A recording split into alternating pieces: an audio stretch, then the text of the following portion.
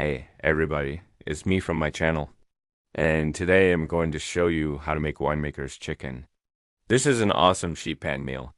It's super simple to make, and it's naturally gluten-free. So let's get started. First, we need a good quality chicken like this beautiful organic, free-range chicken breast. And I'm just gonna go ahead and cut it up into a million tiny pieces right here. No, I'm just kidding. I'm gonna cut it into 2-inch pieces. And then we're also going to need some butter, some salt, some pepper, fresh thyme, fresh rosemary, some garlic, and then either red or white wine. I usually use a Sauvignon Blanc for this recipe. Now, the very first thing that we're going to do is set our oven to 400 degrees. And then we're just going to go ahead and get a sheet pan. I like to use a rimmed sheet pan like this one right here.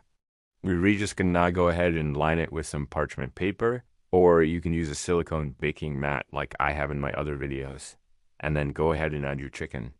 I'm just gonna season mine with a little bit of salt and pepper.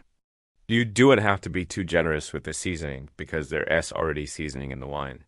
So you just want to season it lightly and then go ahead and toss it around so that it's all coated with a little bit of that oil. Next, we're gonna go ahead and pour our wine in there. Now, I'm just using a little bit for this video, but typically I will use about half of a bottle. And then we're going to go ahead and add in about 2 tablespoons of butter. And then we're going to take our fresh thyme and fresh rosemary, and we're just going to go ahead and add that right on top. You don't have to be too precise with the herbs. You can just go ahead and chop them up finely, or like I do, just kind of roughly chop them and throw them on top. Next, we're going to add in 2 cloves of garlic that have been minced. And then we're just going to take a little bit more of that butter, about a tablespoon, and we're going to go ahead and dot it all over the top. And then we're just going to take a little bit plastic wrap, cover it, and then refrigerate it for at least 2 hours or up to 8 hours. The longer you let it marinate, the more flavorful it will be.